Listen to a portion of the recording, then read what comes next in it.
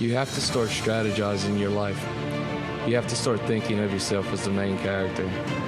Because if you don't, you will soon begin to realize that all the things that you think make you miserable will continue to magnify. So take a second and look around, then get up and start grinding for what you want now. Hey everyone, this is the Droop Show, a podcast about everything and nothing, both at the same time.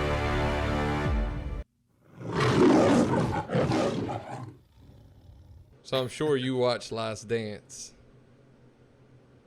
So I don't have cable. I just have like Netflix and Hulu, and that's all I watch. Like I don't watch enough TV to justify, for myself to have cable. So I haven't seen it yet. What is it, ESPN Plus? I think you get, like, on the iPhone, you can watch all this stuff, 30 for 30 and all that off of Disney Plus, ESPN right? App. Isn't ESPN and Disney the same? Yeah, they got the deal. It's you can get ESPN Plus, Disney, and Hulu for like, I don't know if it's like $16 a month or something like that. It's a crazy deal. See, I've never even looked into that because I have Sprint, and I get a free Hulu account through Sprint. Oh, yeah. So I've never looked into any kind of deals, for that. So I'd imagine probably just even the other two combined is probably still more expensive or the same price as that deal. Because I know Disney Plus is like $7 something alone. Yeah. Damn, I might have to check that out. Shane actually just texted me right now. He said you can have my ESPN Plus. Hell yeah. So there we go. Yeah, I guess if you wouldn't have given it to you, I would have shared it with you. You gotta watch, man. It's a really good series. That's what I've heard. I've heard that it's changed a lot of people's perspective on how basketball is, like how it's played today, and even how they thought basketball went back in the day, and how he treated his teammates and stuff. Like I heard stories that he didn't let Horace Grant eat on one of the flights back because he played like a bitch or something. He was a dick to Horace Grant, man. He was tougher than any of the coaches they had. Yeah, but I mean that's part of it. That's part of being the greatest. One of the greatest. You have to be strong, hard on your teammates. We have a guy. The problem is they were calling them the greatest. It didn't take them long to be recognized as, at least one of the greatest when he started playing. But and what was it? Baltimore that beat him 2 years in a row when they went to the finals, because they just out physicaled them. They just Detroit, yeah. They just beat the shit out of them, and then at that point he was just like, nope. Yeah, if the coach ain't getting it, nobody's slacking, cause and if you do, you're gonna hear it. Damn, yeah. No, I've heard plenty of stories, but I just haven't checked it out yet. But I will for sure. Yeah, he would make the players stay and run like one-on-ones with them after practice and stuff. So we got this big time basketball fan at work, and about 3 weeks before the show started, he asked me who I thought was better, Kobe or Jordan, and he's a huge Jordan fan, like the age-old question, Jordan or Kobe. Mm-hmm. And I was like, man, I think they were both good. I wasn't a huge basketball fan. But after watching Last Dance, I walked up to him. I said, hey, man, I think Kobe was better than Jordan. And he's like, what do you mean? I said, I knew every player on that team. Like, every player was good. Like, I can't even name, besides Shaquille O'Neal, I can't name another teammate that played with Kobe Bryant. And they were always good. Yeah. Listen, I mean, Robert Horry a long time ago, but, I mean. I know you and I will both get heat for that, but I definitely think Kobe is the GOAT. Yeah. All time. I mean, because I grew up, like, basketball was my number one love. Always has been, always will be. And I'm biased because I grew up a Kobe fan. And I mean, I've seen Jordan. I've watched games. I've watched him play. I've watched LeBron. I've seen his game. I think LeBron is probably the greatest, like, specimen, just like his overall physical ability. I think he's number one. But as far as basketball, IQ, skills, just having that dog in them. I don't see anyone being better than Kobe. But let me ask you this, because like I said, I'm not the biggest basketball fan. So, like, LeBron plays a different position. Yes. Well, yes. I mean, on paper, he plays a different position, but I guess he plays it like a big point guard or whatever because he can shoot and everything. Right. So if you put, I mean, like, and this is what I asked that guy at work, too. I said, because he brought LeBron James in, too. And I was like, I mean, and I asked him the same thing. I said, that's a different position. Would, you think Kobe and Jordan would like to have LeBron James on their team, or you think they would like to have Dennis Rodman on their team, who's getting rebounds and giving them the ball? Dennis Rodman. What he brought to the team, you can't replace that. Yeah, so that's what I and I don't know about the position. So maybe the position doesn't mean shit because LeBron James plays like not like a forward and more like a, and like I said, I don't know too much about the positioning, but. Well, I mean, I see what you're saying. That, yeah, it does make sense. I mean, it's a different position, but it's like what you're saying, to have Rodman on your team. So with Jordan, he was the number one option to score, so the ball was going through him every time they needed a bucket. Everyone else had their position. Like Scottie Pippen, he was the number two. He was the second scorer. But Dennis Rodman, he was the trash man. He was going to get all the rebounds. He was going to, do all the dirty physical stuff. Like, he led the league in rebounding for 6 years straight. Right. So it's like every shot that Jordan missed, Rodman was getting the rebound, and giving it back to him so he could shoot again and make it again. And it was like Steve Kerr, he was the setup shooter. So anytime, he'd just be on the corner and hit his threes, or wherever. So it's like they all played their position. And I mean, I'm not taking anything away from LeBron either. He's insane. He's very, very good, at what he does. And I think he's, overall just skill-wise and athleticism, he's definitely, I think, top 5, top 10, ever. But I guess I'm biased, and I'm a Kobe fan, to the end. So. Yeah, no, I mean, LeBron James's athleticism is insane. I mean, I remember them broadcasting him when he was in high school on ESPN. Yeah. So, I mean, that's insane. So, yeah. But I tell you, for him to. Oh, go ahead. Go ahead. I tell you what. I was gonna say for him to be for him to still be doing it, 17, 18 years down the road, just how he was doing it when he was in high school, that's a feat right there. Just to have that specimen, that physical ability. Have you ever seen his workouts, like his home workouts and stuff that he does? I've seen a couple of them. Crazy. It's insane. Yeah. I'm very I'm looking forward to watching that Zion Williamson guy from New Orleans play, man. He looks like a monster. He for sure is. So. And that's someone. So my friend Tevin, he years ago worked at the airport as well, and he's the one who got me to come work at the airport. And him and I would travel, a little bit back in the day. But for the longest time, I tried to talk him into going with me. I didn't even know where Zion was playing high school ball, but I was like, listen, hey, we need to I think it was somewhere in South Carolina or something. I was like, we need to figure out where this high school is, what time, what their schedule is, and go to a game, because this dude is going to be insane in the NBA. He's going to blow up huge. And we just never, got around to it. But I wanted to go see him so bad in high school because he was playing against kids. He's 6'8", and he's playing against guys that are, 6 foot, as the center. So it's he was just practicing out there. I just thought that'd be so fun to be able to go see him play, high school ball. He played for Duke, right? That's where he went to college, Duke. Yeah.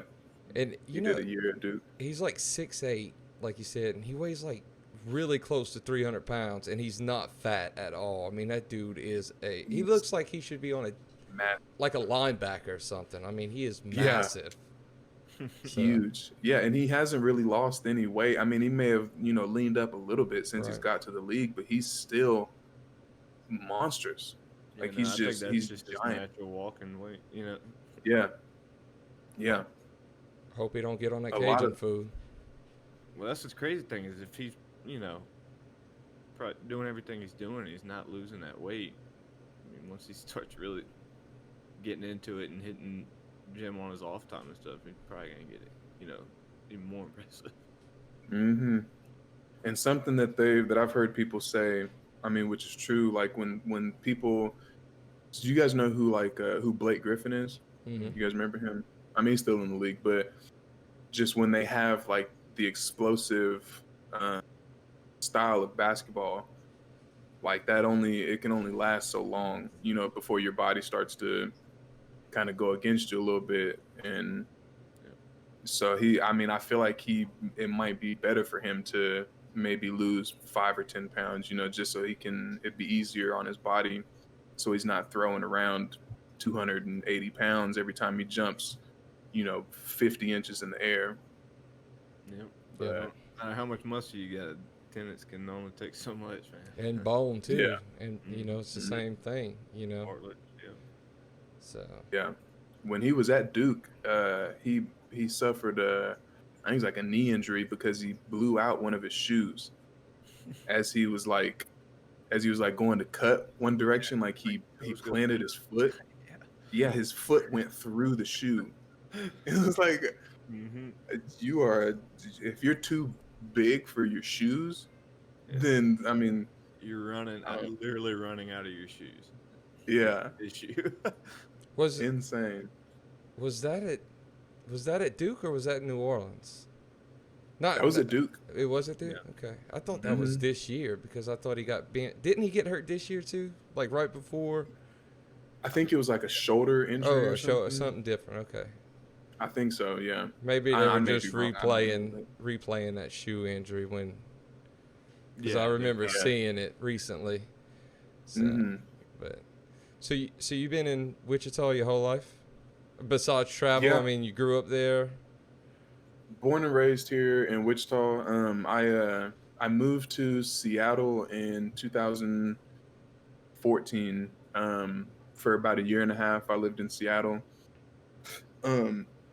I just wanted to get out of Wichita, and experience living in a different city for a little while. And I Googled like the downtowns of different cities, and Seattle looked cool. And I was like, well, I've never been there before. Let's check it out.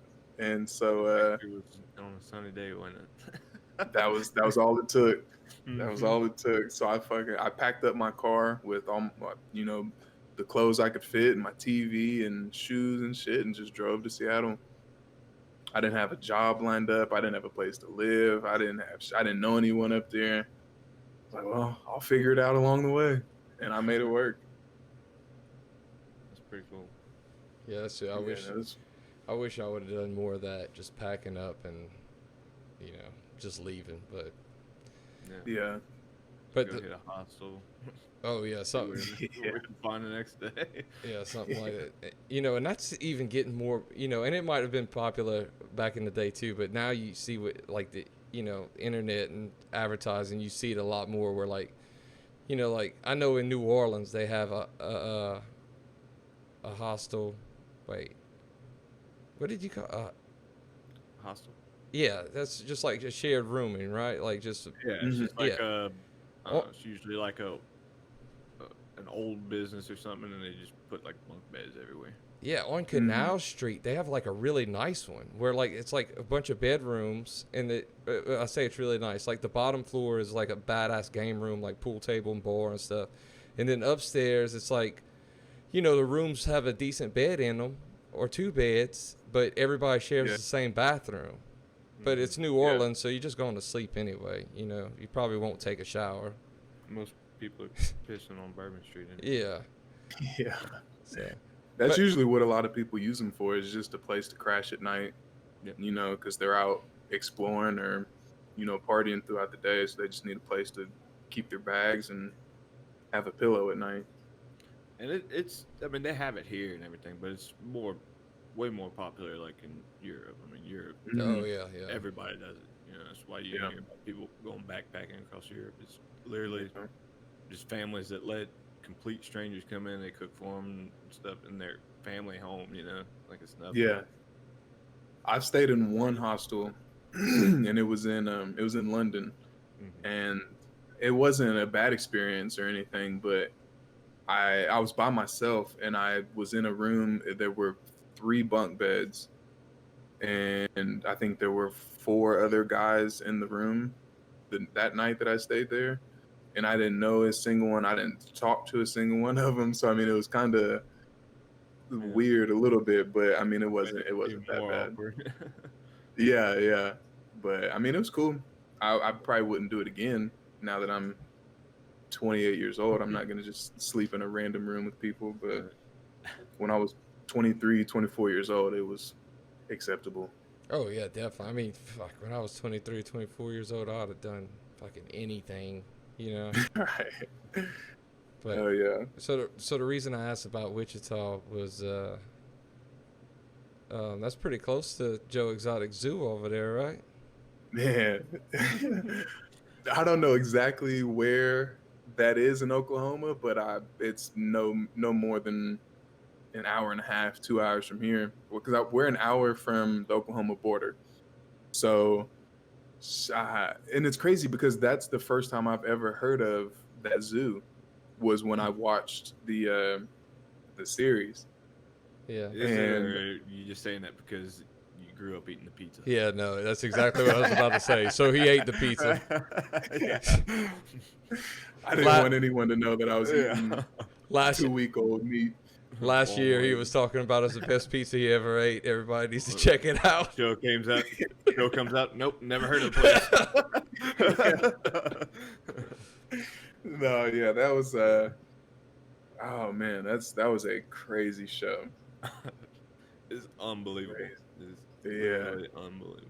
So yeah, I kind of want to take a trip down there to check it out. Honestly. Yeah, it's still open, man, and those guys are still. Well, a lot of them are still working there. You know, like the long-haired zookeeper, and you know. Is the chick with one arm still working there? You think? I don't know. They had that last episode that came out where they did the video calls or whatever, and I don't know if he was there. So. I didn't watch that last episode because it came out, a little bit afterwards, and by that time I was like, all right. Yeah, and it was and it was bad too. I mean, it was like, really the only reason I watched the show was for Joe Exotic. I mean, I wanted to see what he was doing, and it was cool to see what they were doing. But Carol. That bitch Carol. But so the reason I brought it up though is because I kind of stalked your BiggerThanTV on YouTube, and I seen I think it was the 3rd episode of. About the title of it was Carol Baskin killed her husband or something. She did it. So. I don't know I don't know how that's not still like being investigated, or how it was. I think it got reopened. Blown over. It should. I think somebody reopened. Should. Yeah, I think the sheriff or something reopened it. Like, because that's crazy. Right when the show came out, or just after. Investigation. I got a few questions like you brought up, like you brought up on your podcast. So she said she brought off the sardine oil. That's the point you brought up. She already knew about that. Second off, the dude, she said he may have just left without his $7 million. Like that's not how I'm leaving. Yeah. Didn't tell anybody. Didn't want to tell his family. Yeah, and nothing. And then she said, well, maybe he crashed one of his airplanes. Well, is one of them missing? How many airplanes did he have? Right. Where's the remains? Yeah.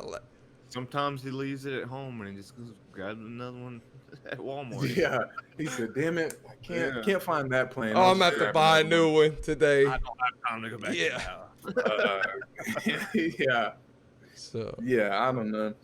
But for anyone to know just off the top of their head, like, oh, if I did want him to eat him, I would need some sardine oil. Like, where do you even get sardine oil? First of all, like that's not a common ingredient in anything. But the thing is, it wasn't even like sardine oil. It was like sardine oil on the boots. Like Specifically. She like had like a flashback.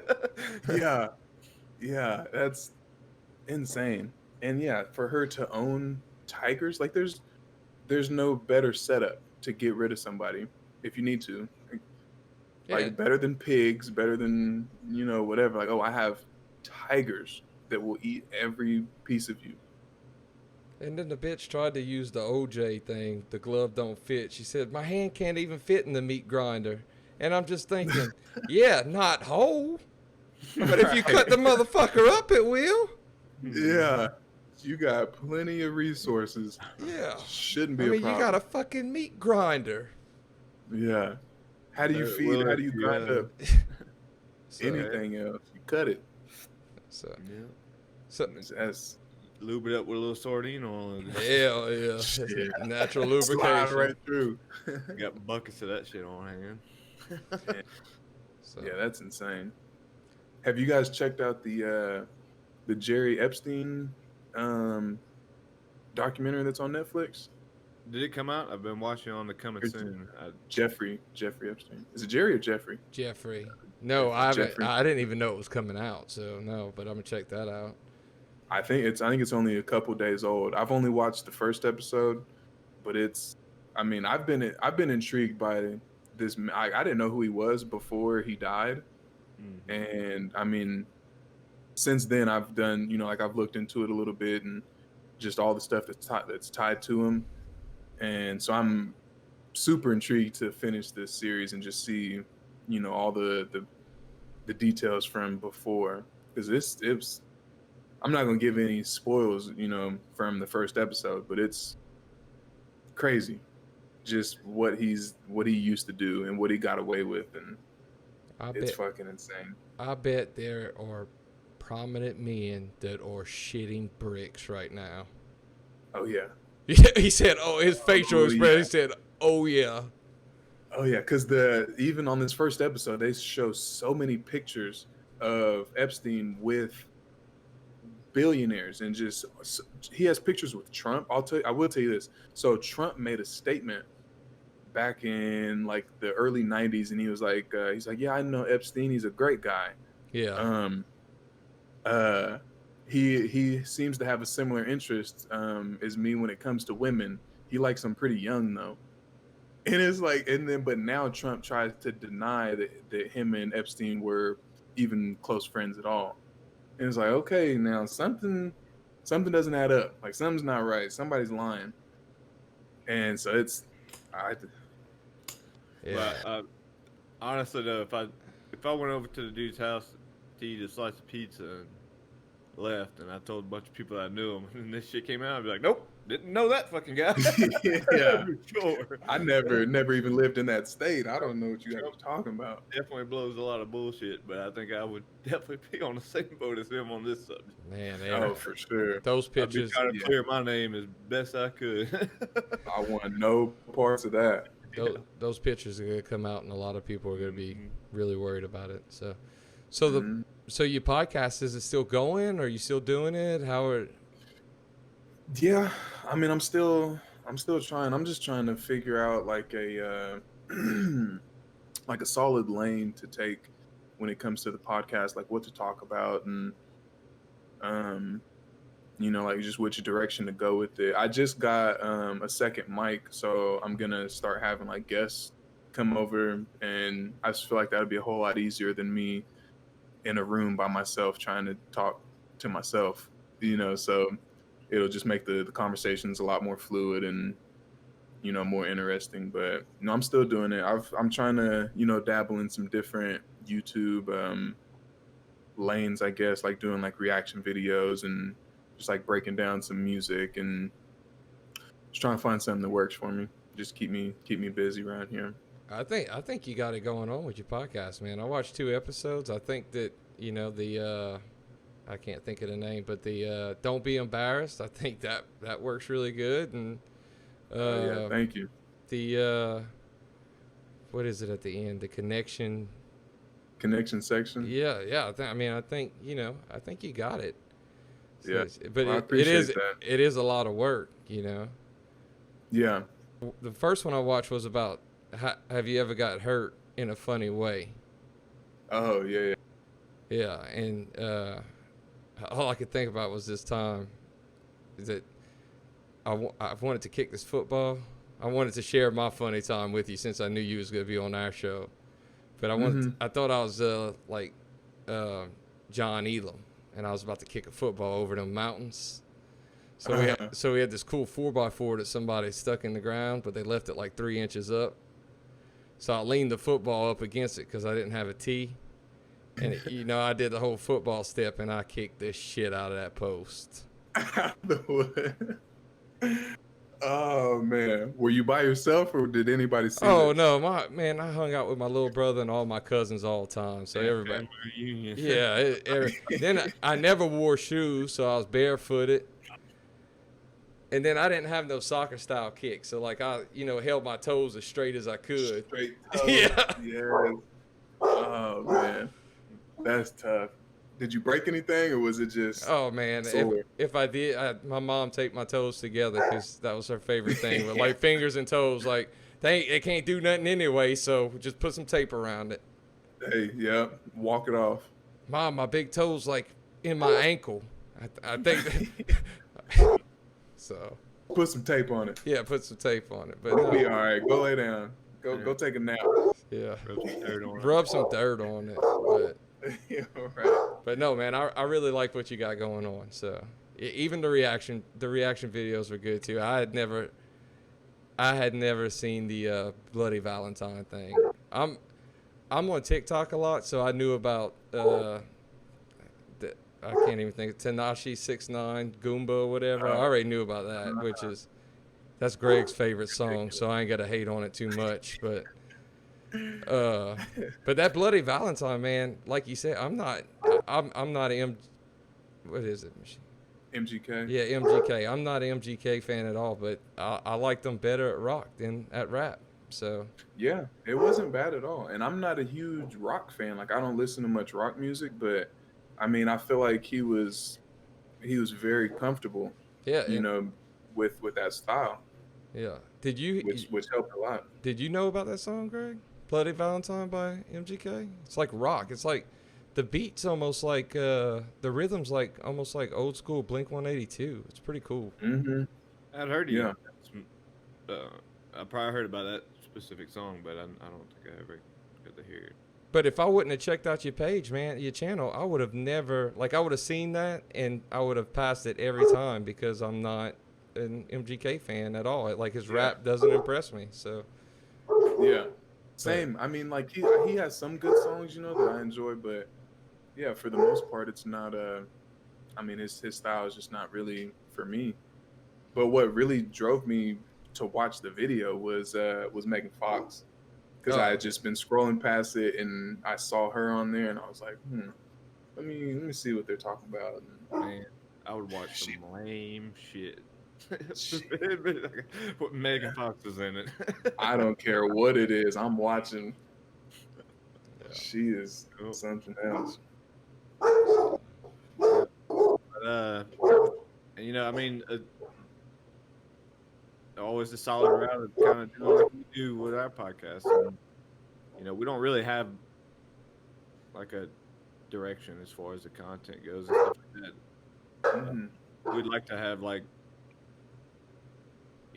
some point when we have a solid following, we'd like to have them kind of vote on maybe a couple guests, potential guests and stuff like that. And that way it goes the way our fans want it to go, but right. Just kind of cater our podcast to whoever we have, and what they do and what they enjoy. Mm-hmm.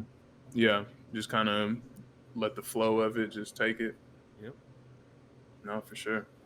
That's kind of how I'm thinking I'm gonna approach it. Just with when I do start having guests on, just kind of just make it all seem just very natural and just kind of talk about just different topics and about them. And I mean, just kind of how you guys are doing this. I just feel like that's the most natural way to do it. Yep. Yeah, it gets, the fan base gets to know the guests, especially, Mm-hmm. and it's fun, man. I like it a lot. I like meeting new people just as much as anybody else. So That's what I was just about to say. Just being able to meet new people and hear their stories and what they come from, and I like that a lot. so, but man, it's been really good having you on the show. I know that. So Oh yeah, I appreciate it. It's been fun. is there anything that any plugs you want to put in? Oh yeah. People can follow me on Instagram at Rarely Ordinary. It's rarely and then an underscore ordinary. That's my Instagram and Twitter. I'm not so active on Twitter anymore, but still a little bit. And then my Facebook is Aaron Baker Official. Yeah, and then on YouTube at Bigger Than Me TV. Just come check it out. Yep. Check it out, man. Everything was good. So and I'll make a post on our social media for anybody that wants to go check them out. They can get a direct link to all of the social media. Yeah, man. Awesome having you on, dude. Yep. Yeah, I appreciate you guys having me. Thanks a whole bunch, we can have you back in the future sometime. Oh yeah. And I'll have to come out there to Panama City and come kick it with you guys. You're welcome anytime.